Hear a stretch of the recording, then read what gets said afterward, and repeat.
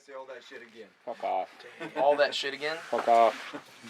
My battery's dying. No, talk about that. What you were just saying, as far as what you miss. What do you miss about enjoyment? The things I miss are the original tracks of those old guys, the Beatles, Elvis. But why?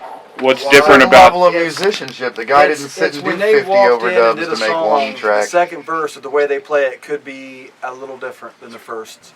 A note difference, a slide difference. The way he approaches it when he comes into it, because there is no splicing. Them dudes did it one take Johnny's. How it worked is how it worked. So it was a real performance. A real performance.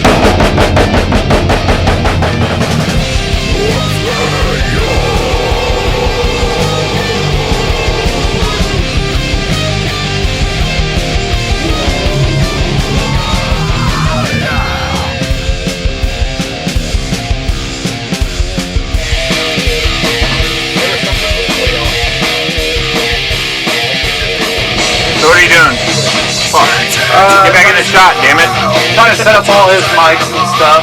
Trying to go through an EQ and compress everything. Kind of get a level sound. So we'll have something decent to listen to in playbacks. So you're going through the process of replacing pre-programmed drums with live drums. Right, I've got like old drums that are...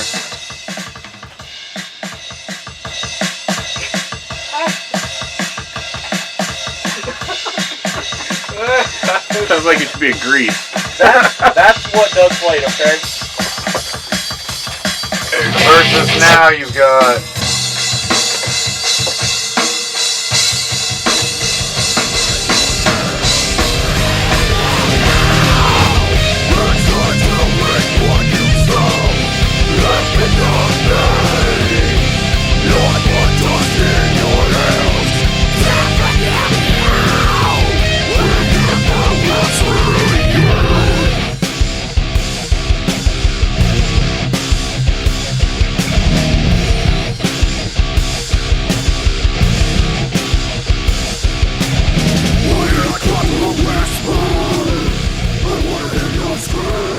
Alright, so that was a take over pre-recorded drums, or drums that you had recorded previously?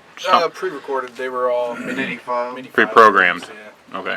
So what do you think about doing that as a tool for writing and production, pre-production, as opposed to the way it used to be when bands would write everything in the rehearsal space, learn it to the point that they got to the performance level, and then just go into the studio and perform it and record it as a performance. Right. I mean, it's great for pre-prod and everything beforehand, just to help it helps to use the MIDI files and stuff to kind of set the tone, make sure you know where you are. But I don't like using them on the actual album. I think it sounds like crap unless you get them really perfect.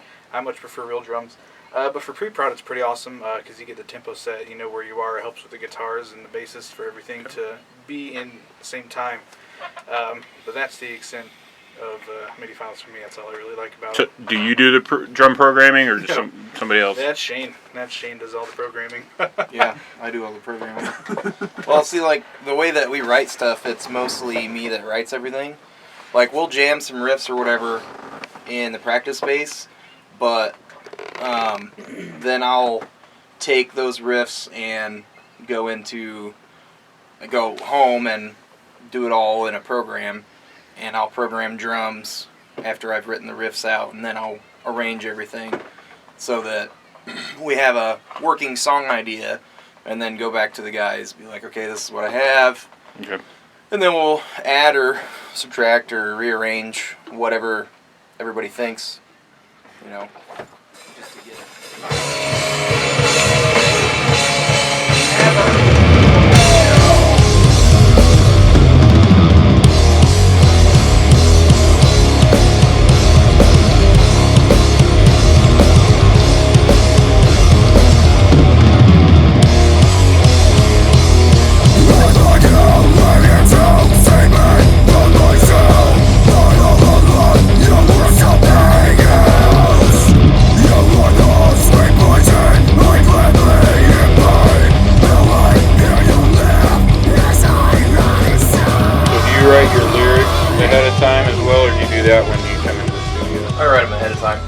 part of the whole writing process when you do a song in general. Right, yeah. Usually I come up with like a line or a verse and then build the rest of it around that. Okay. I don't know. Just try to come up with something that sounds cool as far as like the phrasing and what it's saying, and then try to make shit fit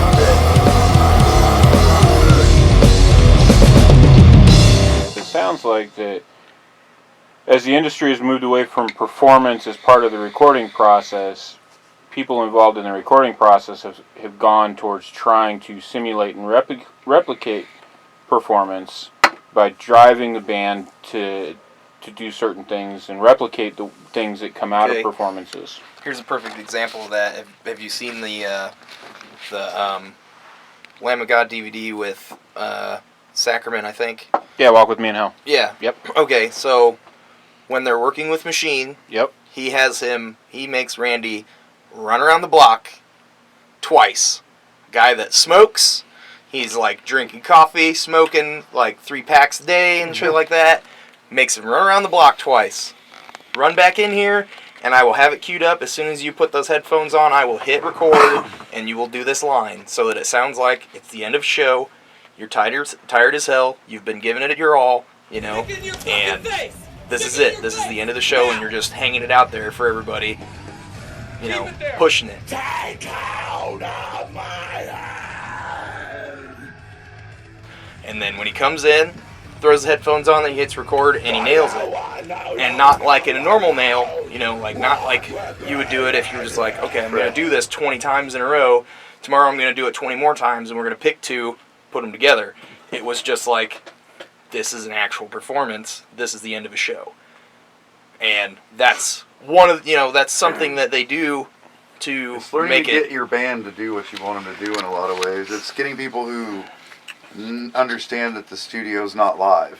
Right, but you also got to get like some of that atmosphere. Right, but I said like sometimes it's like that's why some guys track in the same room. Right. Even with the pre-prod, you get guys that'll stand in the same room, so there's that vibe and they can feel the drum. It's still performance, but not as much as it is live. Okay. So it's an individual performance, but not a group performance. Yeah.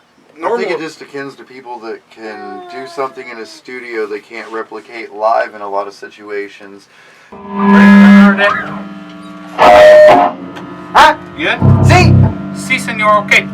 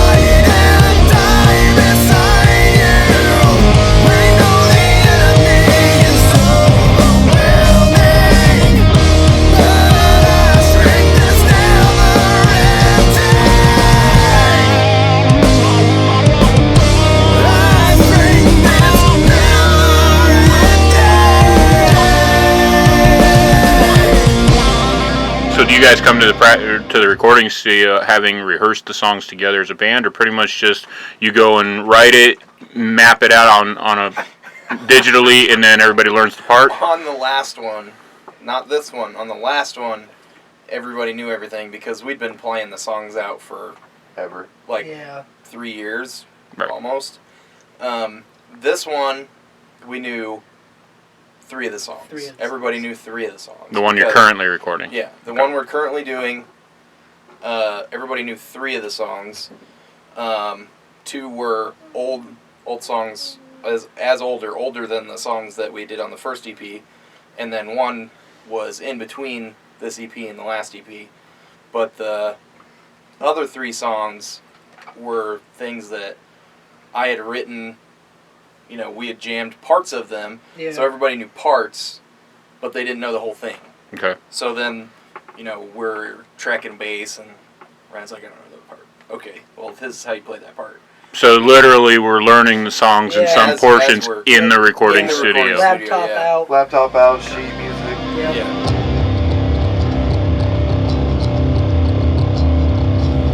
So to me, the better bands can do both. You're good in the studio, you learn your gear, you learn how to record, and then you learn how to perform that thing live. But the energy makes up for the lack of studio savvy and finesse that you squeeze into it.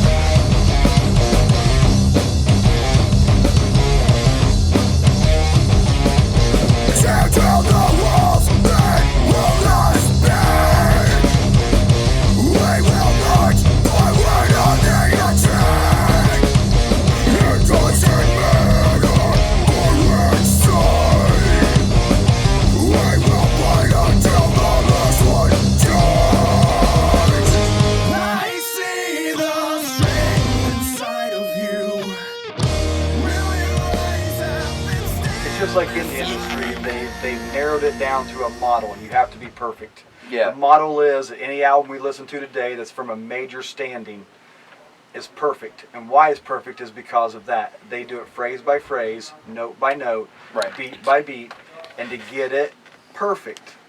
So that guys like us listen to it, we enjoy it, we learn from it, and then we want to record, we want to be like them. So you say perfect, but a little bit ago you were talking about guys like the Beatles or Robert Johnson or somebody who literally walked in, sat in front of a microphone and played, and their performances out of that sounded to me like you were saying that was perfect.